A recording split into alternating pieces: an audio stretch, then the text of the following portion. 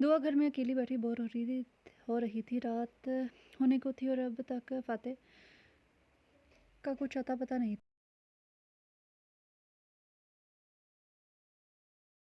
के वक़्त दुआ को घर छोड़ने के लिए ड्राइवर को भेज दिया था। वो घर बेगम को पहले से ही वहाँ मौजूद पाकर वो खुशी से उछल उठी थी। कितना मिस करती थी वो रात दिन अपनी मामा के बगैर कहीं रहने की, पर अब तो मजबूरी थी कि वो इनके साथ नहीं रह सकती थी। के साथ ही रहें। दुआ की तरफ फ़ाते भी इनका बेटा था। इनकी बात पर वो निहाल हो गई थी, पर इनका कहना था कि वो इस घर को कैसे छोड़ के जा सकती जहाँ इनके शोहर की खुशबू आती है और इनकी शादीशुदा ज़िंदगी का एक हसीन पल कैद है। फ़ाते ने इनके लिए एक कुल वक्ती मुलाजमा रखती थी। इन के लाख मना करने के बावजूद भी आज भी वो दुआ की छुट्टी से पहले ही ड्राइवर को सारा बेगम की तरफ भेज चुका था उन्हें पिक करने। वो जानता था कि अच्छी तरह की दुआ को आदत नहीं अपने मामा के बगैर दीदे रहने की, इसलिए उन्होंने उन्हें बुला लिया था ताकि वो बहल जाए। वो काफ़ी देर दुआ के पास रही और उसे प्यार से घर संभालने और मियाँ बीवी के रिश्ते के मुतालिक दोनों के हकूक़ व फ़राइज़ से आगाह करके चली गई थी। और वह बर्दारी से सर हिलाती इनकी गोद में सर छुपा गई। इसे सब भूल कर ज़िंदगी में आगे बढ़ना था और एक पुरसकून और खुशहाल ज़िंदगी गुजारनी थी। ये सब थोड़ा मुश्किल ज़रूर था, पर नामुमकिन नहीं था। वो उसे बहुत सी नसीहतें करती, दुआ देती। थोड़ी देर पहले ही रुखसत हुई थी और अब वो अकेली बैठी बोर हो रही थी। पढ़ने का ज़रा भी दिल ना कर रहा था। तभी दाखिली दरवाजे की आवाज़ पर वो चौंकी। इस वक्त कौन हो सकता है, क्योंकि सारा बेगम के जाने के बाद इसने खुद दरवाज़ा बंद किया था। फिर अचानक इसके जहन में ख्याल आया कि शायद फ़ाते सर के पास से चाबी मौजूद हो। भला इनके अलावा कौन आ सकता है, वो सोच रही थी जब फ़ाते लाउंज में दाखिल और उसे देखकर जल्दी से खड़ी होकर सलाम झाड़की से ऐसे एक घबराए हुए तालिब इल्म की तरह सलाम झाड़ते थे। एक फ़तेह के होंठों पर मुस्कुराहट रेंग गई थी, जिस पर वो जल्दी ही काबू पा गया। से सर से सलाम का जवाब देता वो कोट उतार कर बाजू पर डालता इसकी तरफ बढ़ा तो वो भी धीमे कदमों से इसके पीछे बढ़ गई। तो वो कमरे में आकर कोट हैंग करता अलमारी की तरफ बढ़ गया और एक आरामदायक सूट लेकर शूज़ उतारने के बाद फ्रेश होने चला गया। उसके बाथरूम में बंद होने के बाद सोचने लगी कि अब क्या करे। मामा ने सिखाया था कि अच्छी बीवियाँ शोहर के घर आने के बाद इनकी ज़रूरत की चीज़ें इन्हें पेश करती है और खाने पीने का पूछती है। ये सब बातें फिर से याद करती सोच में पड़ गई कि कपड़े तो वो खुद लेकर गए हैं, अब वो क्या करे। खाना से थोड़ा बहुत बनाना तो आता था, पर इसे समझ नहीं आ रही थी कि क्या बनाए, इसलिए कुछ बनाया भी नहीं था। आखिर में वो चाय लाने का सोचती किचन की तरफ बढ़ गई। चाय बनाकर कमरे में वापस आई तो फ़तेह भी फ्रेश होकर आ चुका था और अब शीशे के सामने खड़ा अपने गीले बालों में ब्रश चला रहा था। उसे एक नज़र देखकर आगे बढ़ी और चाय का कप साइड पर रख दिया। आपकी चाय। इसकी मीठी आवाज़ पर पीछे मुड़कर इसकी जानिब देखने लगा और चाय का कप साइड टेबल पर रख के पास खड़ी अपने बालों की वारा लटको कान के पीछे डस रही थी। इसकी इस बीवियाना किस्म की खिदमत पर मुतासिर हुए होता दाद में आबरूज कहा गया था। इससे कहाँ छोटी सी गुड़िया से इतनी अक्लमंदी की उम्मीद थी। वो अपने नंगे पाँव क्लीन पर डरता बेड के पास आया, उसके करीब झुकता सा टेबल से चाय का कप उठा गया। इसके पीछे होने पर वो धड़कते दिल के साथ पीछे हट गई और साइड पर रखे फ़ाते के जूते के पास गई और पकड़ते इसका जूता साफ करने लगी। बेड पर बैठकर चाय पीते फ़ाते की नज़र इस पर पड़ी तो शदीद हैरान हुआ। ये क्या कर रही हैं यहाँ पर। वो सख्त हैरत ज़दा था इसके अमल पर। मैं आपके जूते साफ़ कर रही हूँ, उसने नज़र झुकाकर अपनी असली मासूमियत से जवाब दिया था। पर क्यों, आपको किसने बोला ऐसा करने के लिए। खबरदार आइंदा अगर आपने मेरे जूतों को हाथ लगाया। इसने सख्ती से खबरदार किया। इसकी ऊंची आवाज़ पर इसकी आंखों में मोटे मोटे आंसू आ गए थे। वो हाथ धोकर आई और कमरे से निकलने लगी। अब कहाँ जा रही हैं आप, इसने पीछे से आवाज़ देकर पूछा। वो मैंने खाना बनाने। अभी इसकी बात जारी थी कि उसकी बात बीच में ही काट गया था। नहीं, आप रहने दें, आप आराम से बैठकर अपने सुबह होने वाले टेस्ट की तैयारी करें, मैं खाना ऑर्डर कर देता हूँ तब तक। वो इससे नरमी से देखते बोला था कि सर। वो कहती हुई स्टडी टेबल की तरफ बढ़ गई, जबकि इसके आखिरी अल्फाज पर उसे देखता रह गया। इसने दरवाज़ा खोल कर धीरे से अपने कदम बाहर रखे और एक छोर नज़र बेड की तरफ डाली तो मुस्तकीम कंबल सीने तक और आंखों पर अपना दाहिना बाजू जमाए लेटा हुआ था। हरी में अंदाज़ा न लगा पाई कि वो जाग रहा है या सो रहा है। इसने अपना जूता बाथरूम के बाहर उतार दिया ताकि शोर पैदा ना हो। धीरे धीरे कदम बेड की तरफ बढ़ाने लगी। बेड के करीब पहुंचकर इसने एक नज़र फिर से पूरे कमरे में दोहराई। बेड के अलावा सोने के लिए कुछ और भी मैसर ना था। जो दो छोटे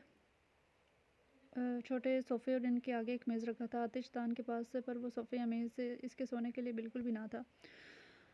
वो अभी तक बेड के पास खड़ी सी कश्मकश में थी कि कहाँ सोए। जो बेड पर बड़े वजूद ने इसकी कलाई थाम से झटके से अपनी तरफ खींचा। इसकी अचानक सी पेश रफ्त हरकत पर हरीम के मुंह से बेसाख्ता चीख नुमा आवाज़ निकली, जो कि मुस्तकीम अपना दूसरा हाथ इसके मुंह पर जमा कर रो गया था। अब हालत यूँ थी कि बेड की दाएं जाने पर मुस्तकीम लेटा हुआ था और इसके ऊपर हरीम मुकम्मल झुकी हुई थी। मुस्तकीम का दायां बाजू हरीम से मजबूती से हरीम की कमर के गिर्द लिपटा हुआ था और बायाँ हाथ हरीम के मुँह पर जमा था। हरीम फटी-फटी नज़र से मुस्तकीम की जानिब देख रही थी। इसकी आँखों की हैरत और बेयकीनी देखते मुस्तकीम ने इसकी मुँह से अपना हाथ हटाया और करवट बदलते से नरमी से बेड की दूसरी तरफ लौटा दिया, जबकि इसका बाजू भी इसकी कमर के गिर्द लिपटा हुआ था। उसके कान के करीब झुका तो वो इसे यूं और भी अपने करीब होता देखकर सख्ती से आंखें मीच गई थी। अब कि वो अपनी भारी आवाज़ में बोलना शुरू हुआ तो उसके लब हरीम के कान से मिस हो रहे थे। क्या हुआ बीवी, इस तरह खड़ी क्या देख रही थी इतनी संजीदगी से? आप सोना नहीं है क्या? इसके लब हरीम के कान से मिस होते इसके वजूद में सनसनी खेज लहरें बर्पा कर रहे थे। सोने लगी थी मैं, प्लीज़ आप पीछे हो जाएं। वो लड़ती हुई आवाज़ में से पीछे होने की फरियाद कर रही थी। तो सो जाएं बीवी, किसने मना किया है आपको? वो अब नाक इसकी गर्दन पर रगड़ता इसकी जान को और मुश्किल में डाल रहा था। आप प्लीज़ पीछे हो जाएं। अब की बार वो वाकई पीछे हो गया तो हरीम की जान में जान आई। पर होश तो तब उड़े जब इसे अपने चेहरे पर झुकता देखा। कोई और राह फरार न पाते हुए इसे बचने के लिए इसके सीने में चेहरा छुपा गया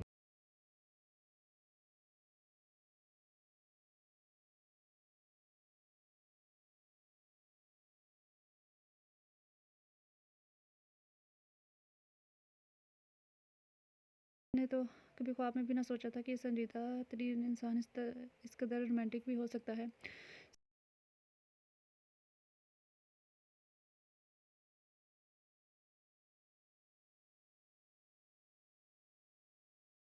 के सीने में घुस गई तो वो भी मुस्कुराता वो अपने दोनों बाजू का हजार इसके गिर्द डाले आंखें मूंद किया था। दुआ के पेपर शुरू हो चुके थे। घर के कामों और कुकिंग के लिए फ़ातिह 2 मुलाज़िमीन रख चुका था। वो बहुत छोटी सी जान थी और फ़ातिह आलम का दिल भी। इस पर कैसे कोई ज़िम्मेदारी डाल सकता था? अभी वो दुआ का भी हैदर अब्बास की वफ़ात और फिर इनके निकाह वाले वाक़े की वजह से काफ़ी नुकसान हो चुका था, इसलिए आजकल वो ज़ोरों शोर से पढ़ने में मसरूफ़ थी। इस समय वो फ़ातिह से काफ़ी हद तक फ्रैंक हो चुकी थी और अब बिला झिझक कोई भी सवाल इसे पूछ लेती थी। आज इसका केमिस्ट्री का पेपर था और वो जो नाश्ते के बगैर ही कॉलेज के लिए निकलने का इरादा रखती थी। फ़ातिह की एक घूरी पर ही मुँह बसुरती नाश्ते के लिए डाइनिंग टेबल पर बैठ गई तो वहीं किताब खोल कर आगे रखती फ़ॉर्मूले रटने लगी थी। सुबह नाश्ता फ़ातिह खुद ही बनाता था, फिर दोपहर और रात का खाना मुलाज़िमा बनाती थी। अभी भी इसने नाश्ता लाकर इसके आगे टेबल पर रखा और इस पर ध्यान दिए बगैर कानों में उँगलियाँ ठूँसे आगे पीछे हिलते फ़ॉर्मूले रटने में मसरूफ़ थी। इसे यूँ देखकर बेसाख्ता फ़ातिह की हँसी छूट गई थी। पर वो फिर भी इस सबसे बेनियाज़ होकर अपने काम में मशगूल रही थी। फ़ातिह ने इसके आगे से किताब उठाकर बंद करके साइड पर रखी तो इसने तड़प कर फ़ातिह की तरफ देखा था। उफ़, आपने मेरी बुक क्यों बंद कर दी? अभी फ़ॉर्मूला याद कर रही थी मैं। जल्दी से पकड़ाएँ मुझे वापस। इसके तेज़ी से बोलने पर फ़ातिह ने अफ़सोस में सर हिलाया था।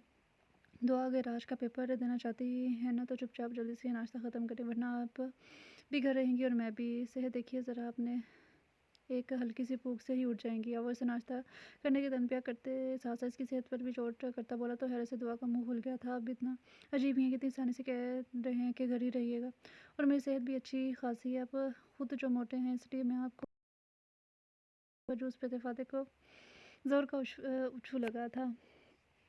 मोटा इसकी इतनी फिट बॉडी को वो आराम से मोटा करार दे गई थी। अपनी मासूम बीवी के अक्ल को वो सलाम करता ही रह गया था जो अपने हैंडसम और डैशिंग शोहर को मोटा समझ रही थी।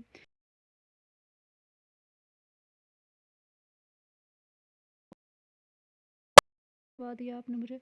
पहले ही पेपर में सारा इल्ज़ाम फ़ातिह पर डालते हुए जल्दी से जूस का गिलास मुँह से प्लेट और बुक पकड़ कर गाड़ी की तरफ दौड़ लगा गई तो नफ़ी में सर हिलाता खुद भी इसके पीछे बढ़ गया, जहाँ वो पहले से ही गाड़ी साफ़ करने में मसरूफ़ थी। झल्ली दिल में कहता वो गाड़ी आगे बढ़ा गया था। कॉलेज गाड़ी फ़ातिह के हाथ में थी। वो झिझक कर रस वाले नज़र से इसे देखने लगी। पेपर बहुत ध्यान से करिएगा और पैनिक मत होइएगा, आपको सब आता है। बस दिमाग को पुरसकून रखकर सबसे पहले एक दफ़ा क्वेश्चन पेपर पढ़ना, फिर इसके बाद पेपर हल करना। अब जाएं फ़ी ईमान अल्लाह। इसे ज़रूरी हिदायत देकर आखिर में वो इसका माथा चूम कर बोला तो वो सुकून से आंखें मूंदते इस बात में सर हिलाकर गाड़ी से निकलती कॉलेज के गेट से अंदर दाखिल हुई तो वो भी गाड़ी स्टार्ट करता ऑफिस के रास्ते में डाल चुका था। हरीम की आंख खुली तो खुद को हरी मुस्तकीम की मजबूत हिसार में पाकर शर्मा गई। कितने दिन के बाद इस कदर पुरसकून नींद ली थी इसने। इसके तहफ़्फ़ुज़ भरे हिसार में घड़ी पर नज़र डाल दी तो शाम के 7 बज रहे थे। वो दोनों दोपहर से सोए हुए थे और अब तो काफ़ी वक्त हो गया था। मुस्तकीम कहा हिसार तोड़ती उठी और फ्रेश होने के बाद दीजान के कमरे की तरफ बढ़ गई। दरवाज़ा खुला हुआ था। वो झिझकती हुई अंदर बढ़ी और दीजान के सामने सर झुका दिया। अस्सलाम वालेकुम दीजान। उसकी इस सदा पर वारी जाने लगी। वालेकुम सलाम। सदा खुश रहो, जीती रहो मेरी बच्ची। आओ यहाँ मेरे पास बैठो। इनके कहने पर उनके पास से बिस्तर में घुस गई थी। मुस्तकीम नहीं उठा अभी तक इसके पूछने पर बस नफ़ी में सर हिला के चलो सोने दो इसे, तुम तब तक मेरे पास बैठो। मुस्तकीम उठता है तो मुलाजिम को खाना लगाने का बोलती हूँ, तुम तब तक ये खा लो। वो इसके सामने ड्राई फ्रूट से भरा बाउल रखती बोली तो हरीम भी इनके साथ मिलकर ड्राई फ्रूट खाने लगी। थोड़ी देर में मुलाजिमा चाय देगी तो चाय से लुत्फ़अंदोज़ होने लगी। कुछ देर में मुस्तकीम भी उठकर वहाँ आ गया तो इसे देखकर हरीम नज़र झुका गई थी। इसकी गहरी नज़रें खुद पर पड़ती देख हरीम के गाल तब उठे थे। वो दीजान की गोद में सर रखता लेट गया। दुपट्टे के नीचे से हरीम का सर्द हाथ थाम के और धीरे धीरे अपनी उंगली से इसकी उंगलियां सहलाने लगा। हरीम की तो जान पर बनाई थी इसने। अपना हाथ इसकी गिरफ्त से आज़ाद करने की कोशिश की पर ऐसा कहाँ मुमकिन था। ऊपर से सितम ये कि वो बैठे भी दीजान के बिल्कुल सामने थे। वो ज़ुबान से भी कुछ बोल नहीं सकती थी। वो एक बेबस निगाह मुस्तकीम के चेहरे पर डाल कर रह गई थी। न जाने ये इंसान क्या चाहता था। पहले मुआहदे की शादी की और अब इस पर यूँ हक जता रहा है। अगर यूँ हक ही जताना था तो वो मुआहदा की, और अगर मुआहदा कर चुका था तो अब यूँ हक जताने का क्या मकसद था। वो कुछ भी समझ नहीं पा रही थी। पहले पर इसने सोचा कि शायद इससे मोहब्बत करने लगा हो, इसलिए शादी की पेशकश कर रहा है। पर इससे के मुआहदे वाली बात ने हरीम की गलतफहमी भी दूर कर दी थी। कुछ देर यूं ही बैठे रहने के बाद उसकी गिरफ्त से आज़ाद होने के लिए बोल गई थी कि इसे भूख लगी है। तो दीजान ने खाना लगवाने का हुक्म दिया और इन्हें साथ लिए डाइनिंग हॉल की तरफ बढ़ गई थी। खाने से फारिग हुए तो कावे का दौर चला। वो तीनों आतिशदान के पास बैठे कावे से लुत्फ़अंदोज़ हो रहे थे और दीजान साथ साथ मुस्तकीम के बचपन के वाक़या सुना रही थी जिन्हें हरीम बहुत दिलचस्पी से सुन रही थी। और मुस्तकीम इसके चेहरे के दिलकश रंगों में खोया हुआ था। ना जाने वो सच में इतनी हसीन थी या मुस्तकीम को इतनी हसीन लगती थी। मुस्तकीम दीजान के पुकारने पर वो होश में आया था। जी दीजान हुक्म करे। वो झुकता सीने पर हाथ रखकर बोला तो इसके सर पर चपड़ लगा की थी। आप अब आ ही गए हो ना। अगर तो इन दोनों दिनों में बच्ची को घुमा फिरा भी दो। मैं जानती हूँ वापस जाकर तुम्हें कामों से फुर्सत नहीं मिलेगी। इनके कहने पर वो हरीम को देखने लगा जो नज़र जुड़ाकर यूँ खुद को लापरवाह ज़ाहिर कर रही थी जैसे यहाँ इसकी नहीं बल्कि किसी और की बात हो रही हो। जी ठीक है मेरी प्यारी दीजान, सुबह ले जाऊँगा घुमाने आपकी बच्ची को। अभी तो मुझे इजाज़त दें, मुझे कुछ काम करना है ऑफिस का सोने से पहले। वो दीजान का माथा चूम कर एक गहरी नज़र इस पर डालकर अपने कमरे की तरफ बढ़ गया। जबकि वो वहीं बैठी दीजान से बातें करने में मशगूल होगी। रात 11 बजे दीजान के स्टार पर कमरे में वापस आई तो मुस्तकीम सो रहा था। इसने शुक्र का सांस लिया और लाइट बंद करके बेड के दूसरे किनारे पर आकर लेट गई। अभी इसे लेटे थोड़ी देर गुजरी थी जब मुस्तकीम ने से कमर से खींचकर अपने सार लगाया। उसे अपने सार में लेकर सोने की तैयारी करने लगा। हरीम भी आंखें बंद किए लेटी रही। जानती थी कि मज़ाहमत करने का कोई फ़ायदा नहीं होगा। इसे चुपचाप इसके सार में पड़ी सोने की कोशिश करने लगी। थोड़ी देर में ही वो दोनों होश से बेगाना हो चुके थे। मुस्तकीम की संगत में गुजरे ये 7 दिन हरीम की ज़िंदगी का खुशगवार तरीन दिन थे। वो इन 7 दिनों में से पूरा इस्लामाबाद घुमा चुका था। कितनी हसीन लगने लगी थी ज़िंदगी इसकी संगत में। दिन में इसकी हमराही में दुनिया की रंगीनों का नज़ारा करती और रात को इसके महफूज और मजबूत हिसार में पुरसकून नींद का लुत्फ़ लेती। हरीम के लिए ज़िंदगी ख्वाब सी थी। एक ऐसा ख्वाब जिसके टूट जाने का हरीम को खौफ कपकपा देता था। पर वो अपनी हर परेशानी भूलकर इन हसीन पलों में जी रही थी। कल किसने देखा था पर वो अपना आज पूरे दिल से जीकर खुशगवार यादें तो समेट ही सकती थी ना। तो वो यही कर रही थी। इनकी थोड़ी देर बाद की फ़्लाइट थी इस्लामाबाद की। हरीम दीजान के साथ लगी आंसू बहा रही थी। कितनी अनसियत हो गई थी इसे दीजान से। इनकी मेहरबान और नर्म तबीयत ने हरीम को अपना असीर कर लिया था। उसे बिल्कुल किसी माँ की तरह समझाती और नसीहत करती थी। इनकी मोहब्बतों की वजह से ही वो इनसे इतनी करीब हो गई थी। इसने बहुत कहा था कि वो भी इनके साथ चलें पर वो ये टाल गई थी कि ज़रूर कहकर टाल गई थी कि वो ज़रूर आएंगी। फ़्लाइट में कम वक्त रह गया था तो दीजान से मिलते इनकी दुआएं समेटते एयरपोर्ट तक रवाना हुए। वापसी का सफ़र हरीम ने मुस्तकीम के कंधे पर सर रख कर सोकर गुजारा था। घर आने के बाद फ्रेश होकर डिनर किए बगैर ही दोनों सो गए थे। सफ़र की थकान उतार सके मुस्तकीम को सुबह ऑफिस भी जाना था। मुस्तकीम ने सर झुका के से देखा जो इसके बाजू पर सर रखे बच्चों की तरह मुँह खोले सो रही थी। मुस्तकीम ने भी साख्ता झुककर इसके आधे खुले होंठों को ज़रा सा छुआ और सुकून से आंखें मूंद कर इसे अपने और भी नज़दीक करता नींद की वादियों में गुम हो गया था। वो कॉलेज से आने के बाद घोड़े गधे बेच कर सो चुकी थी। इसका पेपर बहुत अच्छा हुआ था इसलिए वो पुरसकून नींद सो रही थी। फतेह शाम को ऑफिस से आया तो पूरा घर तारीकी में डूबा हुआ था। उसने लाउंज की लाइट ऑन की तो लाउंज खाली पड़ा था। इसे अचनबा हुआ कि इसके मुताबिक इस वक्त दुआ को पढ़ाई में मसरूफ़ होना चाहिए। वो कमरे में दाखिल हुआ तो वहाँ भी अंधेरे ने इसका इस्तकबाल किया। इसने आगे बढ़कर लाइट जलाई तो कमरा रोशनी में नहा गया। इसकी बेड पर नज़र पड़ी तो वहाँ वो मोहतरमा एक हाथ सीने पर रखे, दूसरा बाजू बेड से नीचे लटका एक ख्वाबी खरगोश के मज़े लेने में घूमती से यूँ हक से अपने बिस्तर पर लेटा देकर हर दफ़ा की तरह अब भी फ़ाते के होंठों पर एक जानदार मुस्कुराहट छा के थी। दिल में ठंडक उतरती हुई महसूस हुई थी। फ़ाते ने टाई की नाट ढीली की और कोट उतार कर सोफ़े पर उछालता बेड की तरफ कदम बढ़ा गया था। उसके करीब ही होने के बल दराज हो गया। वो इस वक्त हल्के गुलाबी रंग की सादा मगर नफीस सी शलवार कमीज में मलबूस थी। गुलाबी दुपट्टा साइड टेबल पर रखा हुआ था। काले बाल जूड़े में मुकीद थे जिनसे कुछ वारा लटे निकल कर इसके चेहरे पर पड़ रही थी। हरी आंखें जिनसे फ़ाते इब्राहिम को इश्क था इस वक्त बंद थी। तीखी नाक के नीचे भरे भरे गुलाबी होंठ पर नज़र पड़ते फ़ाते का दिल बेईमान होने लगा। की नज़र इसकी गर्दन में पूरी शान से चमकते तिल पर पड़ी तो वो बेसाख्ता अपना हाथ बढ़ाकर इस तिल को छू गया।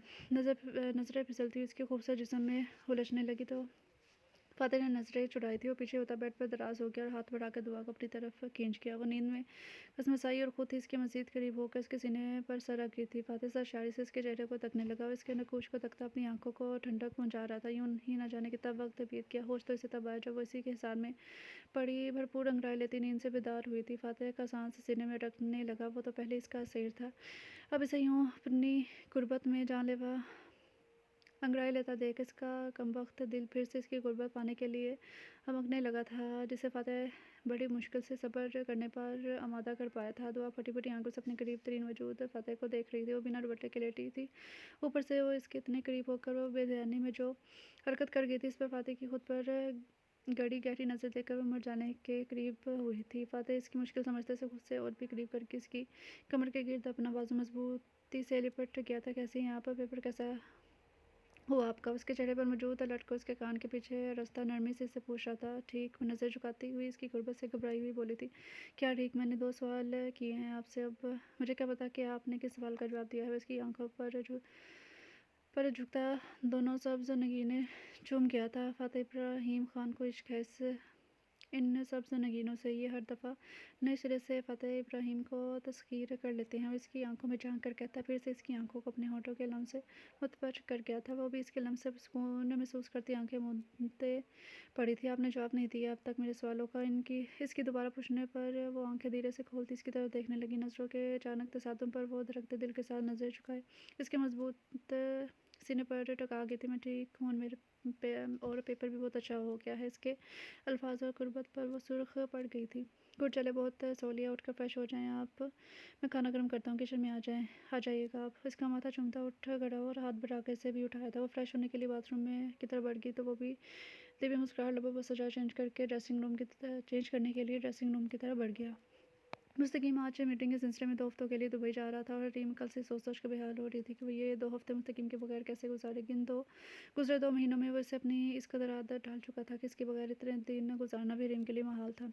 अजीब रिश्ता था इनका भी, ना एक दूसरे के बगैर रह पाते थे, ना एक दूसरे की अहमियत का इकरार करते थे। दोनों ही अपनी ज़िंदगी से बहुत बड़ी पुरसकून ज़िंदगी पर कॉन्ट्रैक्ट नामी कांटा इस तरह से इनके रिश्ते में मौजूद था कि वो ना ही अपना रिश्ता आगे बढ़ा पा रहे थे और ना ही दिल में मौजूद एक दूसरे की मोहब्बत का इजहार कर पा रहे थे। मुस्तकीम को हरीम से पहली नज़र की मोहब्बत हुई थी। वो इसे पूरे दिल से अपनी ज़िंदगी में शामिल करना चाहता था। हरीम को इसकी माँ के इंतकाल के बाद अपने अपार्टमेंट लाने के बाद जब इसने हरीम के आगे शादी की बात रखी तब इसका कॉन्ट्रैक्ट मैरिज का कोई इरादा नहीं था। इसके ख्वाबों ख्याल में भी पहले बात नहीं आई थी। वो इसे अपने हमसफ़र बनाना चाहता था पर इसे इस तरह से नहीं जिस तरह से बात होगी। वो हरीम से निकाह की बात कर रहा था। वह इसके शाख तासरात देख कर इसके दिमाग में यही ख्याल है कि उसके बारे में क्या सोचेगी। वो मौके का फ़ायदा उठा रहा है, एक मजबूर और बेसहारा लड़की की बेबसी का फ़ायदा उठाने की कोशिश कर रहा है। इसी ख्याल के बायस वो हरीम के आगे कॉन्ट्रैक्ट मैरिज की शर्त रख चुका था। इस तरह अभी वो बात भी रह जाएगी क्योंकि दीजान काफ़ी देर से इसकी शादी के पीछे पड़ी थी। वो इसकी मोहब्बत थी और अब महरम भी, पर वो मुकम्मल इख्तियार रखते हुए भी इसकी कुर्बत से कोसों दूर था। जिसे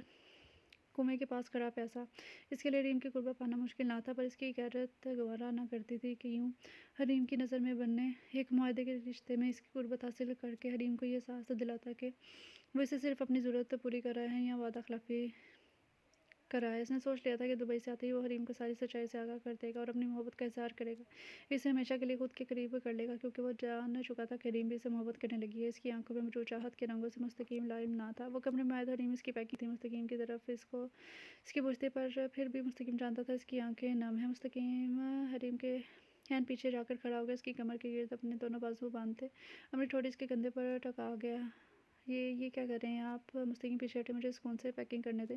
उसके हाथ अपनी कमर से हटाने की कोशिश करने लगी। वो अपनी गिरफ्त और भी मजबूत कर गया था। बीवी यार, हर वक्त छोड़ने का ही क्यों बोलती रहती हैं आप? मुस्तकीम छोड़ें, मुस्तकीम पीछे हटें। ये दोनों आपके पसंदीदा डायलॉग्स बन चुके हैं। कभी ये भी बोल दिया करे कि मुस्तकीम ज़रा पास आएँ, या फिर ये कि मुस्तकीम मत छोड़िएगा।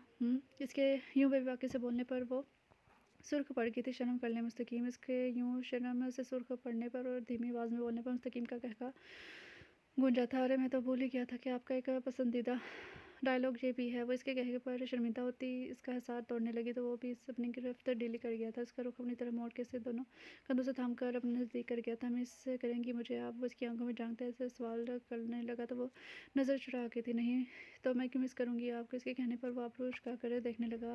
हाँ वाकई। इसके पूछने पर मुस्कुराहट दबाती इस बात में सर हिला गई, तो मुस्तकीम ने दाद में सर हिलाया था। बीवी इसके जज्बों से भरपूर आवाज़ पर इसका दिल धड़क उठा था। जी, वो अभी तक इसे नजरें नहीं मिला पा रही थी। मुझे आपको एक बहुत अहम बात बतानी है दुबई से वापसी पर। मैं चाहता हूँ कि आप सच समझ कर मेरे दिल को बहलाने का सामान करके मेरा इंतज़ार करेंगी ना? वो जज्बात से भरपूर आवाज़ में कहता आखिर में लहजा सवालिया बना गया, तो वो सुर्ख होती हुए इख्तियार सर हिला गई। तो इसकी पेशानी पर बोसा देता चेंज करने के लिए ड्रेसिंग रूम की तरफ बढ़ गया। कुछ देर बाद इसे एयरपोर्ट के लिए निकलना था। कुछ देर बाद वो इससे मिलता घर से रवाना हो गया, तो रीम एक उदास नज़र इसकी दूर जाती गाड़ी पर डालकर दरवाज़ा बंद कर गई थी। वो चोर नज़रों से बार बार फाते की तरफ देख रही थी, जो बेड पर नींद दराज मोबाइल में मसरूफ था। इसकी नज़र महसूस करता फाते ने सर उठा के इसे देखने लगा, तो वो एकदम से अपनी तरफ तख्ता पाकर बौखला गई और झट से किताब चेहरे के आगे कर गई थी। वो मोबाइल बेड पर रखता इसे स्टडी टेबल की तरफ बढ़ गया, जहाँ वो बैठ कर सुबह होने वाले फिजिक्स के पेपर की तैयारी कर रही थी। फाते ने हाथ बढ़ाकर इसके हाथ से किताब ली, तो वो सवाल नज़रों से इसे देखने लगी। कोई मसला है क्या? किसी सवाल की समझ नहीं आ रही तो मुझसे बिला झिझक पूछ सकती हैं आप। इसके पूछने पर वो झट से नफ़ी में सर हिलाने लगी। नहीं तो कुछ भी नहीं समझना, आप सब समझ तो लिया है। इसके बोलने पर वो किताब वापस से दुआ को पकड़ा गया, जिसे पकड़ते वो टटा लगाना शुरू हो चुकी थी। फतेह एक नज़र फिर से इस पर डालता कमरे से निकल गया, तो इसके जाते दुआ ने गहरा सांस लिया। वो शुक्र बचेगी, वरना खड़ूस ने तो पकड़ ही लिया था। वो अपना सांस बहाल करते किताब पर नज़र जुमा चुकी थी। 5 मिनट के बाद फातेह कमरे में आया, तो इसके हाथ में जूस का एक गिलास था, जिसे वो दुआ की तरफ बढ़ा गया था। किताब रख कर पहले ये जूस ख़त्म करे शाबाश। इसे बोलता वो खुद भी अपने दूसरे बात हाथ से इसके हाथ से किताब लेकर सामने स्टडी टेबल पर रख चुका था। दूसरे हाथ से जूस इसके सामने रखा, जिसे इसने पकड़ने की जहमत ना की थी अब तक। पर अभी कुछ देर पहले ही तो खाना खाया है, अभी बिल्कुल भी दिल नहीं कर रहा। वो मुंह बनाकर बोलती फातेह को इतनी प्यारी लगी कि वो अचानक झुकता इसकी पेशानी पर अपने प्यार के फूल खिलाता पीछे हटते जूस का गिलास इसके मुंह से लगा गया, तो तब तक पीछे ना किया जब तक वो सारा जूस ख़त्म ना कर गई। सही देखिए, आप अपनी पढ़ने के लिए एनर्जी चाहिए होती है, और एनर्जी खाने से पीने से ही मिलती है, और हमें वैसे भी पढ़ने के दौरान कुछ मीठा ज़रूर लेना चाहिए। इससे दिमाग तेज़ होता है और दिमाग का ग्लूकोज लेवल भी कम नहीं होता। अब पढ़िए ध्यान से शाबाश। वो खाली गिलास किचन में रखकर वापस आया और दोबारा बेड पर बैठ कर मोबाइल में गुम हो गया। कुछ देर ही गुजरी थी जब वो उंगलियां मरोड़ती इसके नज़दीकी बेड पर बैठ गई। फातेह नज़रें उठाकर इसे सवालिया नज़र से देखने लगा। वो मैं ये पूछना चाह रही थी कि हमारा फिजिक्स का पेपर आपने बनाया है ना? वो ये सवाल पूछते हुए काफ़ी घबरा रही थी, पर हिम्मत करके पूछ ही लिया, तो इसका जवाब सुनकर यहाँ से उठ सकती थी अब, वरना दिल कर रहा था कि इसके सामने से गायब हो जाए। इसके सवाल पर अपनी बेसाख्ता डराने वाली मुस्कुराहट छुपा गया था। वो अब समझा था कि वो क्यों काफ़ी देर से बार बार छोटे नज़रों से इसे देख रही थी। जी, तो वो अब मुस्कुरा कर देखने लगा। वो एक्चुअली मैं ये कह रही थी कि उंगलियां मरोड़ती हुई बात अधूरी छोड़ गई कि इसके पूछने पर वो अपनी घबराहट पर काबू पाती थोड़ा इसके नज़दीक होगी और इस बात जारी रखने के लिए अपना हरकत करने लगी। वो मैं कह रही थी आपने पेपर बनाया है, तो आपको पता ही होगा ना कि कल के पेपर में कौन कौन से सवाल आने हैं, तो आप वो सवाल मुझे बता दें। वो तेज़ी से कहती अपनी आंखें ज़ोर से बंद कर गई थी। उससे देखता मुस्कुराहट दबाने लगा। अब आई थी ना बिल्ली थैले से बाहर। वो इसकी कमर में हाथ डालता इसे अपनी जानिब खींच गया, तो उसके सीने पर हाथ रखती दोनों के दरमियान फासला कायम कर गई थी। वो इसे खुद से और नज़दीक कर गया, तो दुआ के होंठ फातेह के सीने से टकराने लगे। अच्छा, तो अगर मैं आपको बता दूँ तो बदले में मुझे क्या मिलेगा? इसके बोलने पर वो पुरजोश होती अपना सर उठा गई। इसके चेहरे पर मौजूद खुशी देनी थी। वो आप सच कह रहे हैं, आप बता देंगे, आप जो कहेंगे मैं बिल्कुल वैसा ही करूँगी। लहजे की खुशी छुपाई नहीं चुप रही थी हमें से सारी शोर। इसके पूछने पर वो तेज़ी से सर हिला गई। हरी आंखें खुशी से चमक रही थी। ओके हक मी। वो झुककर इसके कान में सरगोशी करता बोला, तो होनक बनी इसका चेहरा तकने लगी। जी, इसकी होनक शक्ल पर फाते से हंसी जब्त करना मुश्किल हो गया था। हाँ जी, कुछ लेने के बदले कुछ देना तो पड़ेगा ना। ना हो रही है वो इससे अपनी ख्वाहिश बयान करता इसकी पेशकदमी के इंतज़ार में था। दुआ ने इसके सीने पर मौजूद अपने हाथ आहिस्ता ऊपर करके इसके कंधे की तरफ सरकाने शुरू किए। अब वो इसके कंधे पर दोनों हाथ जमाकर सर झुका के इसके सामने थी। इसकी झिझक को महसूस करते फ़ातिह ने खुद ही इसकी कमर को झटका दिया तो इसके साथ लगी। फ़ातिह ने इसकी कमर पर मौजूद बाजू को और भी मजबूती से इसके गिर्द बांधा तो इस नितंग हिसार की कैद में मौजूद हुआ का दिल तेज से धड़कने लगा, जिसे अभी बाहर आ जाएगा। थोड़ी देर यूं ही इसके सार में पड़ा रहने के बाद हल्का सा कसमसाई तो एक दफ़ा ऐसे ज़ोर से खुद में बीच कर इसे अपनी गिरफ्त से ज़्यादा कर गया और इसके पीछे होने से पहले झुक इसकी आंखों को चूम गया। इसके पीछे होते ही वो झिझक कर थोड़ा दूर होकर बैठी और सुर्ख रंगत लिए माथे पर मौजूद बालों को पीछे करने लगी। नजरें हनोज से झुकी हुई थी और कान सी हरी आंखों पर लंबी पलकों की झालर पर्दा की हुई थी। अब बताएं। अब इसके कहने पर वो उठकर स्टडी टेबल से इसकी किताब उठा लाया। वापस आके इसके पास बैठ के वो किताब का पहला सफ़ा खोल गया तो वो फिर से जोश में आती इसके नज़दीक होकर बुक पर झुककर देखने लगी। वो पेंसिल से कुछ चैप्टर पर निशान लगा के से जिन चैप्टर्स पर मैंने निशान लगाए हैं ना पेपर से इन्हीं में से आएगा। अब इतना बता दिया है, इसके आगे एक लफ्ज़ नहीं बताऊँगा। अगर और कुछ पूछना है तो इसके अलग चार्जेस लगेंगे। वो किताब वापस इसके हाथ में पकड़ा गया तो वो आंखें फाड़ कर इसकी तरफ देखने लगी। इसकी हालत देखकर फ़ातिह का दिल चाहा के ज़ोर से कहका लगाया, आप बहुत बड़े चीटर हैं, मैं आइंदा आपसे कुछ भी नहीं पूछूंगी। वो गुस्से से लाल पीली होती किताब पकड़ कर कमरे से निकल गई। उसे आवाज़ें देने लगा पर वो इसकी एक भी आवाज़ सुने बगैर अपने पीछे से ज़ोर से दरवाज़ा बंद करती बाहर लाउंज में चली गई। तो फ़ातिह कहका लगा के हंस पड़ा था, हाय मेरी मासूम मोहब्बत। वो प्यार से बोलता इसके तासुरात याद करता फिर से हंस दिया था। 1.5 हफ्ता हो गया था मुस्तकीम को गए हुए और पर ये 1.5 हफ्ता हरीम को 1.5 सदी के बराबर लग रहा था। इसकी मुस्तकीम से बात भी बहुत कम हो रही थी। हाल वगैरह पूछता और फिर मसरूफियत का कहकर दोबारा कॉल करने का वादा करते कॉल बंद कर देता। जुम्मा था और सोमवार को मुस्तकीम की वापसी थी। इसने कुछ सोच कर मुस्तकीम को कॉल मिलाई पर इसका नंबर बन जा रहा था। इसने गुस्से से मोबाइल बेड पर फेंका और अलमारी से एक सूट निकालती फ्रेश होने के लिए बाथरूम में चली गई। बाहर आने के बाद इसने मोबाइल चेक किया तो मुस्तकीम की कॉल या मैसेज नहीं था। इसने मायूसी से मोबाइल वापस रख दिया और खुद शीशे के आगे खड़ी होकर बाल सुलझाने लगी। वो बाल सुलझाते मुस्लिम के ख्यालों में गुम थी। जब इसे अपने पीछे आहट महसूस होकर मुड़ी तो वहीं साकित रह कि नीली पैंट पर सफ़ेद शर्ट पहनने सफ़ेद ही टाई लगाए वो मुस्तकीम ही था। इसे देखते मुस्तकीम ने धीरे से अपनी बाहें वाकई वो पलक जब चपकते ही इसकी बाहों में समा गई थी। इसके सीने से लगती वो सिसकने शुरू हो गई। धीरे धीरे इसकी पीठ चलाने लगा। बीवी वही जज्बों से पूरे गंभीर आवाज़ हरीम के कानों से टकराई तो वो आंखें मूंदे से महसूस करने लगी। आखिर तमीज़ किया था इसने इस आवाज़ को और इस लफ्ज़ को। मुस्तकीम को क्या पता हो कि इसकी आवाज़ में कहा गया ये लफ्ज़ कैसे हरीम की धड़कनों में तलातुम बर्पा कर देता है। बीवी यार बस बिगड़ दे या फिर इन आंसू की नदी में अपने मजलूम शोहर को बहाने का ख़तरनाक इरादा कर बैठी है। मुझे पता होता कि मेरी बीवी मुझे इतना मिस कर रही है तो बाखुदा कभी आपको इस दूरी से ना गुजारता।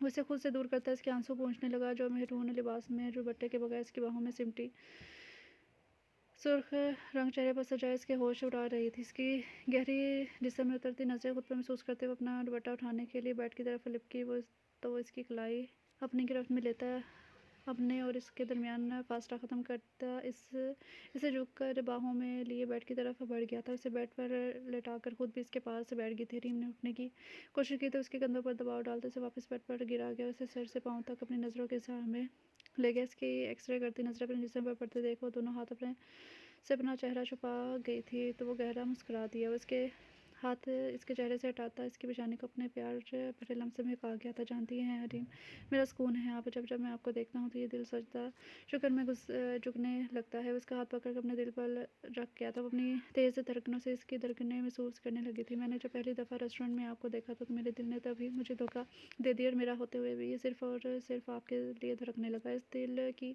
अव्वल आखिर मकी हैं आप। इसकी बात सुनते हरीम की आंखें तहरीर से पहली तो वो झुका और उसकी आंखों को अपने लम्स से मुतबर कर गया। आपसे निकाह की शर्त और कॉन्ट्रैक्ट महज एक कागज़ का टुकड़ा था जिसकी मेरी नज़र में कोई अहमियत नहीं थी और मैं इसी दिन ही वो गैर ज़रूरी टुकड़ा फाड़ के फेंक चुका था। मैं आपकी पूरी रजामंदी के साथ आपको हासिल करके अब हमारे खूबसूरत रिश्ते को और भी मजबूत करना चाहता हूँ कि आपको मेरा साथ ज़िंदगी भर के लिए कबूल है। इसके पूछने पर वो आंखें बंद करते इस बात में सर हिला गई थी, मैं आपके मुँह से सुनना चाहता हूँ हरीम।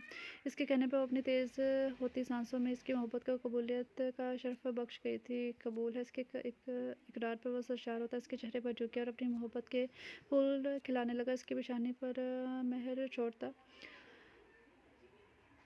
मोहर छोड़ता उसकी आंखों पर झुक गया। उसकी तीखी नाक को होंठों से छूता और इसे देखने लगा जो आंखें बंद किए पड़ी थी। इसके गालों पर बिखरी लाली से मज़ीद हसीन बना रही थी। वो झुक कर इसके दोनों गाल चूम गया था। नजरें भटक इसके सख्ती से आपस में बेबस गुलाबी लबों पर पड़ी तो इन पर झुक गया और सख्ती से इसका गिरेबान अपने हाथों में दबोच की थी। मोहब्बत का जाम पीकर वो पीछे हटकर इसकी जानने व मोहब्बत भरी नज़र से देखने लग गया था। वो शर्माई हुई इसकी गर्दन में चेहरा छुपा के मुस्तकीम ने इसे अपने सहारे में लिया और उस पर मोहब्बत की बरसात करने लगा। आसमान पर मौजूद चाँद और तारे भी इनके मिलन पर सरशार खूब चमक रहे थे। मुस्तकीम की संगत में ज़िंदगी बहुत हसीन हो गई थी। वो अपनी पुरानी सारी महरूमियों इसका साथ पाकर भूल चुकी थी। दीजान से भी अक्सर बात होती रहती थी। आज इतवार था और मुस्तकीम घर पर ही था। इसकी बाहों के सार में पड़ी हरीम ने आंखें खोलकर दीवार पर घड़ी की तरफ देखा जो नोब का ऐलान करी थी। इसकी बाहों का सार तोड़ती उठ खड़ी थी और कंधे पर बिखरे बालों को समेट कर जुड़े में लिपटा।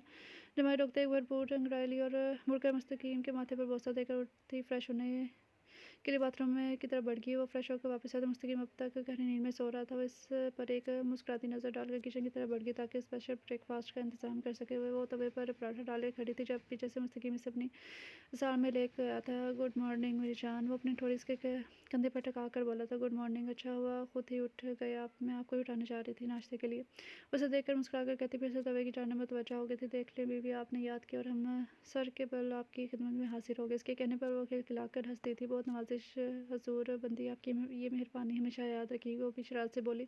लब दबा गया हाँ इसकी शायर पर वो आक्रोश का आ गया था। चले ना मुस्तकीम, बहुत भूख लगी है मुझे। इसके कहने पर अब इशराफे से पीछे हट गया और बर्तन डाइनिंग टेबल पर लगाने लगा। आप एक दूसरे को अपने हाथों से खाना खिलाते नोक झोंक करते हुए अपनी ज़िंदगी के हसीन पल समेट रहे थे।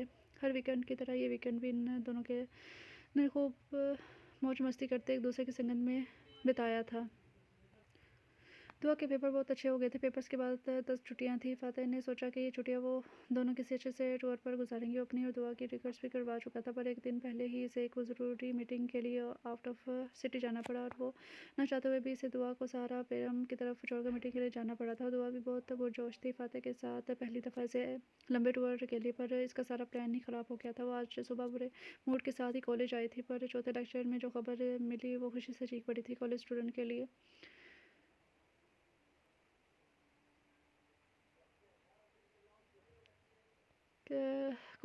के लिए टूर प्लान किया गया था। कॉलेज में इसे फ़ातिह से इस मौजू पर बात करने का मौका नहीं मिला। घर आते ही वो बेसब्री से फ़ातिह का इंतज़ार करने लगी। रोज़ फ़ातिह इसी वक्त पर आता था पर आज दुआ को ये वक्त कुछ ज़्यादा ही लंबा महसूस हो रहा था। अस्सलाम वालेकुम। वो इन्हीं सोचों में गर्क थी जब फ़ातिह ने आकर सलाम किया। इसकी आवाज़ एकदम सुनकर वो अपनी जगह से उछल पड़ी। फ़ातिह ने आगे बढ़कर हस्बे मामूल इसकी पेशानी चूमी थी। फिर डरा दिया आपने तो मुझे। वो सीने पर हाथ रख अपना सांस बहाल करते शिकवा करने लगी। अच्छा तो मोहतरमा साहिबा ऐसे किन हालात की सैर को निकली हुई थी कि मेरी आवाज़ सुनते ही डर गई। वो आबरूज कागज़ वाली नज़र से देखने लगा तो दुआ को अपनी खुशी फिर से याद आ गई। वो उछल कर फ़ातिह के बिल्कुल पास खड़े होकर दोनों हाथ इसके सीने पर जमा किए थे। आपको पता है मैं आज बहुत ज़्यादा खुश हूँ, कब से आपका वेट कर रही थी। वो अपनी इस कदर नज़दीकी से फ़ातिह के अंदर बर्बाद होने वाले जज्बात से बेखबर अपनी ही आंखें जा रही थी। आह और ये खुशी यकीनन कॉलेज टूर की खबर की वजह से होगी। I am right. इसके पूछने में वो तेज़ी से इस बात में सर हिला गई। उफ़ कितना मज़ा आएगा ना। मुझसे तो अभी भी से ही सब्र नहीं हो रहा। दुआ की खुशी देनी थी। वो इसके मासूम चेहरे को देखता इसकी आंखों पर प्यार भरा लम्स छोड़ गया था। हमेशा की तरह उसकी हरकत पर चप सी गई थी। आप जानना चाहती हैं? उसके गालों को छूती बालों की लटों को का उंगली पर लिपटने लगा। उसकी नज़रों की तपिश महसूस करते महज से सर हाँ में हिला गई थी। ओके फिर हम ज़रूर जाएंगे। वह झुककर इसके गालों को बारी बारी चूमकर अपने लम्स से मुतबर करने लगा। या वो जोश से कहती इसकी गर्दन के गिर्द अपने बाजू का हार बनाती इसके सीने का हिस्सा बन गई थी। फ़ातिह का तेज़ से धड़कता दिल साकित होने पर आ गया था। वो पीछे हटने लगी तो फ़ातिह ने इसकी कमर पर हाथ जमा कर इसकी ये कोशिश नाकाम बना दी थी। जल्दी भी किस बात की है। इसकी गंभीर आवाज़ बहुत नज़दीक से दुआ के कानों से टकराई तो कानों पर पड़ती इसकी सांसों की गर्मी दुआ को पागल करने लगी। वो हमें शॉपिंग भी तो करनी होगी ना। वो घबरा गई थी। ये शॉपिंग भी करेंगे। आप एक कप कॉफ़ी पिला दे, मैं फ़्रेश होकर चेंज कर लूँ, फिर हम शॉपिंग पे चलते हैं और डिनर भी बाहर करेंगे। वैसे पीछे करता उसका गाल थपथपा कर अपने कपड़े लेता बाथरूम में बढ़ गया था और वो अपने सुर्ख गाल शीशे में देखती शर्मा के किचन की तरफ बढ़ गई। मुस्तकीम ऑफिस जा चुका था। इसे कल से अपनी तबीयत गिरी गिरी सी महसूस हो रही थी। इसने मुस्तकीम को महसूस न होने दिया क्योंकि जानती थी वह सब छोड़ छाड़ कर इसके पास बैठ जाएगा और टेंशन अलग लेगा। दोपहर को ऐसे ही इसके दिमाग में ख्याल आया क्यों ना लंच बनाकर ऑफिस से ले जाए मुस्तकीम के लिए, फिर इसके साथ ही वापसी पर डॉक्टर को भी चेक करवा लेगी। इस ख्याल को अपनी जामा पहुँचाते जल्दी से उठी, लंच तैयार हुआ और खुद भी हल्का फुल्का तैयार होती गट लो करके मुस्तकीम के ऑफिस की तरफ बढ़ गई तो चेहरे पर मुस्कुराहट से अंदर दाखिल हुई। जैसे ही इस की निगाह सामने उठी वो साकित होगी। अभी ही तो इसकी आंखों आँखों ने हसीन ख्वाब बुनना शुरू किए थे, पर ख्वाबों का महल बनने से पहले ही चकनाचूर हो गया था। सामने वो कुर्सी पर विराजमान था और वो सुर्ख बालों वाली चुड़ैल इस पर मुकम्मल झुकी हुई थी। दरवाजे की आवाज़ पर इसकी तरफ मुतवज्जा होते हुए झटके से इस लड़की को खुद से दूर कर चुका था। सामने ही वो बेयकीनी से कभी इस और कभी इस लड़की को देख रही थी, जिसकी होली से इसे एक लड़की होते हुए भी शर्म महसूस हो रही थी। Honey please just listen to me. इसने जैसे ही इसे बाहर की तरफ बढ़ते देखा, दिस इसकी तरफ लिपका था। यू डोंट हैव टू से सॉरी सर, इनफैक्ट सॉरी मुझे करनी चाहिए बगैर नॉक के अंदर आने और आपके प्राइवेट मोमेंट को डिस्टर्ब करने के लिए। I am really sorry sir. इसकी सुर्ख आंखों में नमी देखता तकलीफ से दो चार हुआ, तेजी से पलटी और वहाँ से निकलती चली गई। वो गुस्से से लैला की तरफ पलटा था। तुम घटिया तरीन औरत, तुम्हारा तो मैं बाद में बंदोबस्त करता हूँ। वो गुस्से से तनफर करता वहाँ से निकला तो वो पीछे कहका लगा के मकरू हंसी हंस दी थी। मुझे रिजेक्ट किया था ना मुस्तकीम फार सब भुगतो खुद भी। लैला अपनी रिजेक्शन माफ़ कैसे कर सकती है हूँ। वो अहंकार बढ़ती हुई वहाँ से निकलती चली गई, क्योंकि इसका काम यहाँ ख़त्म हो चुका था। वो शुरू से मुस्तकीम को पसंद करती थी, जिसका इजहार भी वो कर चुकी थी, पर इसने ये कहकर रिजेक्ट कर दिया कि वो इसे सिर्फ दोस्त समझता है और किसी और लड़की से प्यार करता है। पिछले दिनों जब इसे पता चला कि मुस्तकीम की शादी का वो तब से इंकारों में चल रही थी। आज वो वैसे ही आई थी। वो नहीं जानती थी कि इसकी बीवी भी वहाँ आ जाएगी। जाने को मुस्तकीम को बहकाने के लिए इस पर झुकी थी, पर इसी वक्त हरीम आ गई। खैर लैला का काम तो आसान हुआ था ना। वो तेजी से पार्किंग की तरफ बढ़ा, पर वो कहीं भी नहीं मिली थी। मुस्तकीम ने जल्दी से गाड़ी भगाई। अभी वो आधे रास्ते भी पहुंचा था जब गाड़ी बंद हो गई। शेट इसने गुस्से से हाथ स्टेयरिंग पर मारा था। इससे गाड़ी को भी ख़राब होना था। वो गाड़ी लॉक करके बाहर निकला और कैब करवा कर घर की तरफ भागा। वो घर दाखिल हुआ तो हरीम को आवाज़ें देने लगा, पर वो होती तो मिलती ना। साइड टेबल पर पड़ा एक सफ़ेद कागज़ का इसका मुंह चढ़ा रहा था। मुस्तकीम ने कांपते हाथों और धड़कते दिल के साथ इस कागज़ पर लिखी तहरीर पढ़ी तो साकित हो गया और कागज़ छूट के इसके हाथ से नीचे जा गिरा था। वो लोग कॉलेज से निकल चुके थे। सबसे पहले इन्हें नारान जाना था। वो कॉलेज बस में अमाया के साथ बैठी पुरजोश नजर आ रही थी, जबकि फातेह दो और टीचर्स के साथ बस के पीछे अपनी गाड़ी में मौजूद था। पर मौसम में कुछ खराबी की वजह से दूसरे टीचर्स के स्टार्ट पर से गाड़ी वहीं छोड़कर बस में सवार होना पड़ा। वो दुआ की बिल्कुल साथ वाली सीट पर बैठा। दुआ की तो खुशी से चीख निकलते निकलते रह गई। वैसे देखता मुंह नीचे करके मुस्कुरा दिया। झली वो नीली जीन्स पर वूल की सफ़ेद हाई नेक पर हल्का सा नीला मफलर और लाइट पिंक कलर की ऊनी टोपी पहने फाते की नज़रें भटका रही थी। फाते का बस नहीं चल रहा था कि इसे सबसे दूर ले जाए, खुद में छुपा ले, जबकि वो खुद भी नीली पैंट और सफ़ेद हाई नेक में मलबूस था। इन दोनों की एक जैसी ड्रेसिंग देखकर अमाया ने इसे खूब तंग किया था, जिसके जवाब में वो शर्मा के सर झुकाती और अमाया कहका लगा देती। थोड़ा हल्ला गुल्ला के बाद बस में मौजूद सब स्टूडेंट और टीचर्स ही तकरीबन सो रहे थे। कोई एक आधा ही जाग रहा था। बस में मौजूद बत्तियाँ भी सबकी नींद के ख्याल से बुझा दी गई थी। ऐसे में फातिहा और दुआ तकरीबन साथ साथ बैठे एक दूसरे से मैसेज पर बात कह रहे थे। फातिहा दुआ बस सो जाएं कुछ देर, शाबाश बहुत देर वक्त हो गया है। दुआ नहीं नहीं ना, ऐसा तो नहीं सो सकती ना। फातिहा क्यों जी, ऐसे क्यों नहीं सो सकती आप, या फिर मेरे सीने पर सर रख कर सोने की आदत तो पुख्ता हो चुकी है आपकी। इसके सवाल पर वह सटपट आ गई थी। फातिहा अंधेरे में भी मोबाइल की रोशनी की वजह से इसके चेहरे पर आता गुलाल देख सकता था। फातिहा काश इस वक्त हम दोनों तन्हा होते तो मैं आपके चेहरे पर बिखरी है शफ़क़ अपने होंठों से चुनता। इसका बेबाक मैसेज पढ़ते वो और भी सुर्ख हुई थी। दुआ ओके गुड नाइट, मुझे नींद आ रही है। वो मैसेज करती जल्दी से मोबाइल ऑफ करके आंख भी बंद कर दी थी, जबकि फातिहा का दिल किया कि ज़ोर से कहका लगाया। दुआ ने आंखें मूंदी तो वो नजरें बचाता झुक के इसकी पेशानी पर बोसा दे के और इसका हाथ अपने हाथ में थाम कर खुद भी सोने की तैयारी करने लगा। वो लोग होटल पहुंच चुके थे और आराम करने के लिए अपने अपने कमरों में जा रहे थे, जो कि इनके लिए मुख्तस थे। फातेह दुआ को कह चुका था कि कमरे से बाहर ना निकले, खुद अकेले अगर कोई भी काम हो या किसी भी चीज़ की ज़रूरत हो तो इसे कॉल कर ले। आधी रात प्यास की शिद्दत से इसकी आँख खुली तो जग खाली था, बोतल भी खाली थी। इसने सोचा कि फातेह की नींद तो क्या ख़राब करे, खुद ही पानी ले आती। उसने शॉल ओढ़ी और बोतल पकड़ के बाहर निकले। वो कॉरिडोर से दाखिल से दाएं तरफ मुड़ी तो किसी ने इसके चेहरे पर सख्ती से आजमाया और अंधेरे में एक तरफ घसीटने लगा। ना ये लम्स फातेह का था, ना ही ये गिरफ्त। वो वजूद इसको चीखने या मज़ाहमत करने का मौका दिए बगैर इसे अपने साथ घसीट रहा था। काश इसने फातेह की बात मानी होती। काश वो इस अंधेरे में अकेली कमरे से बाहर ना निकली होती। काश इसका मसीहा भी यहाँ मौजूद होता। काश। आई एम रियली सॉरी मुस्तकीम, मैंने आपकी ये लाइफ डिस्टर्ब कर दी। शायद आप मेरे मोहसिन हैं। मेरी माँ की वफ़ात के बाद इस काली रात में जब आपने मेरी जान बचाई तो इस वक्त से ही मैं आपकी कर्जदार हो गई थी। आपने मुझे सहारा दिया, रहने के लिए छत दी और फिर निकाह की पेशकश की। एक मुआहदे का निकाह कहते हैं। निकाह के बोलों में बहुत ताकत होती है और ये दो दिलों को एक डोर से बांध देते हैं, और मेरा दिल तो पहले से ही आपका असीर था, तो इसको क्यों ना आपसे मोहब्बत होती। मैं बहुत चाहने लगी थी आपको ज़िंदगी में, आपकी गुर्बत में गुज़ारा एक एक पल मेरे लिए एक कीमती साज़ा था। आपने इज़हार मोहब्बत किया तो मैं भी अपनी खुशकिस्मती पर नाज़ करती, आपकी मोहब्बत पर ईमान ले आई। पर आज मुझे एहसास हो गया कि मैं वाक़ई आपके लिए एक मुहादा ही थी महज़। मैं यहाँ से जा रही हूँ हमेशा के लिए, कहाँ ये मैं नहीं जानती, पर इतना ज़रूर जानती हूँ कि बस आपको खुश देखना चाहती हूँ, फिर चाहे जिस मर्ज़ी के साथ रहें आप। खुदा हाफ़िज़। ये क्या किया आपने हरीम? बस इतना ही यकीन था आपको मुझ पर और मेरी मोहब्बत पर। ये आपने अच्छा नहीं किया। वो अपनी आंखें रगड़ता उसको तलाश करने के लिए निकल पड़ा था। वो लाख का मज़ामत करती, पर कब तक? आखिर थी तो एक नाजुक सी लड़की ही ने। इसका दिल शिद्दत से फ़ातेह को पुकारा था। वो वजूद इसको होटल के पिछले हिस्से में ले गया, जो इस वक्त अंधेरे में डूबा हुआ था। इसको ले जाकर ज़मीन पर फेंका। इसके मुँह से तकलीफ़ के मारे चीख निकल गई, क्योंकि इसकी कोहनी बहुत ज़ोर से ज़मीन पर लगी थी। वो वहशतज़दा निगाहों से इस वजूद को देखने लगी, जिसकी बड़ी-बड़ी मूंछें, स्याह रंगत और पीले दांत इसे मज़ीद खौफ में मुब्तला कर रहे थे। इसने हिम्मत करके उठकर भागना चाहा, तो उसकी कलाई दबोच गया। प्लीज़ मुझे जाने दो, मैंने तुम्हारा क्या बिगाड़ा है? वो रोती तड़पती इस जाननुमा इंसान से फरियाद कर रही थी, जो इस वक्त नशे में धुत इस पर काबिज़ होना चाह रहा था। अरे इतना मस्त पीस हाथ लगाया, ऐसे कैसे जाने दो, आज रात तो जश्न होगा।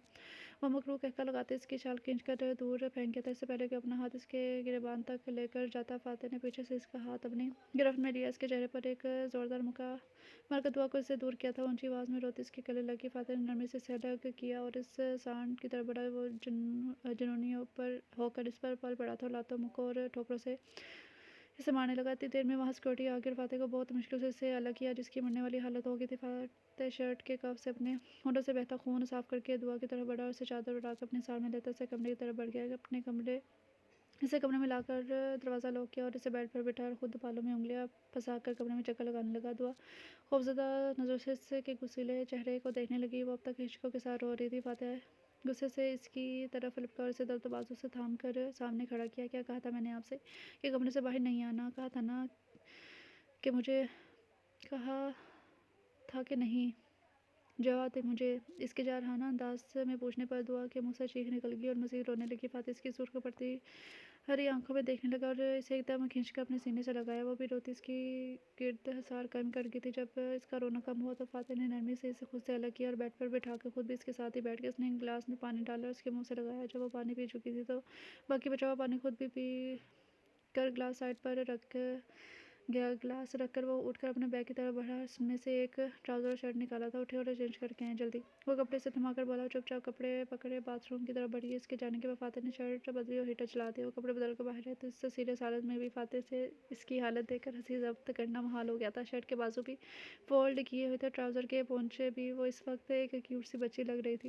वो दरवाजे के पास खड़ी रही तो फातिह ने आगे बढ़कर इसका हाथ पकड़ा, उसे लाकर बेड पर बिठाया। बेड पर पड़ा तौलिया उठा के इसके बाल खुश करने लगा। बाल खुश करके तौलिया बाथरूम में रख आया था और कमरे की लाइट बंद करके साइड टेबल जला दिया। दुआ अभी तक वही बैठी थी, चुप साकित जामिद। वो बेड पर आकर लेटा और पीछे से इसे भी खींच कर अपने सार में ले गया। दुआ ने इसका सर फातिह ने इसका सर अपने कंधे पर रखा, उसके बालों में उंगलियां चलाने लगा। सुनिए इसकी पुकार। वो झुककर इसके सब्ज़ नगीनों में देखने लगा। सुनाए लहजे में प्यार के अलावा हर तासुर मफकूद था, जिसे महसूस करते थे। फिर से दुआ की आंखों से सैलाब रवा हुआ था। शायद मैं एक बुरी लड़की हूँ, अल्लाह पसंद नहीं करता मुझे, इसलिए सज़ा दे रहा है मुझे। वो भीगी आंखें और सुर्ख नाक के साथ हुए सिसकते हुए बोल रही थी। सज़ा क्यों हो सकता है? ये सिर्फ आजमाइश हो, और आजमाइश तो अल्लाह के पसंदीदा बंदों पर आती है ना। वो इसके हसीन चेहरे को देखते हुए बहुत प्यार से समझा रहा था। पर मेरे साथ ही ऐसा क्यों? पहले बगैर किसी गलती गुनाह के बदकिरदार साबित किया गया, और आज अगर आप पर ना आते तो वो इसके सामने सख्ती से तकलीफ में मुब्तला कर गई थी। चुप क्यों ना आता? अल्लाह ने मुझे आपकी हिफाजत का ज़िम्मा सौंपा है, तो क्यों मैं आपकी हिफाजत करने के लिए ना आता? उसके माथे पर बोसा देता, इसके गाल सहलाता, इससे पुरसकून कर रहा था। वो आँखें बंद कर गई तो वो उसके चेहरे पर झुक गया और अपने दरमियान तमाम दूरियां आज मिटा देना चाहता था। उसका खौफ अपनी प्यार भरी गुर्बत से दूर करना चाह रहा था, और वो भी मुसाबत किए बगैर इसकी मोहब्बत को वसूल कर रही थी। सुबह फातिह प्रिंसिपल को बताकर दुआ को साथ ली वहाँ से घर की तरफ निकल आया था, क्योंकि वो खुद अब मज़ीद वहाँ रुकना नहीं चाहता था, और फातिह भी इसकी ख्वाहिश का एहतराम और करते से वहाँ से ले आया था। 4 महीने गुजर चुके थे। ज़िंदगी के सफ़र में हर कोई आगे बढ़ चुका था, पर मुस्तकीम के लिए तो जैसे वक्त थम सा गया था। वो दिन रात की तफरीक भूल चुका था। कहाँ खाना ढूंढा इस जालिम लड़की को, पर वो ऐसी गायब हुई कि मुस्तकीम ढूंढता ही रह गया। अभी भी दीजान के अपार्टमेंट के लिए अपॉइंटमेंट के लिए अस्पताल आया था। वो ग्लासेस आंखों पर चढ़ाता पार्किंग एरिया की तरफ बढ़ा था जब इसकी नज़र चादर में लिपटी एक लड़की पे पड़ी।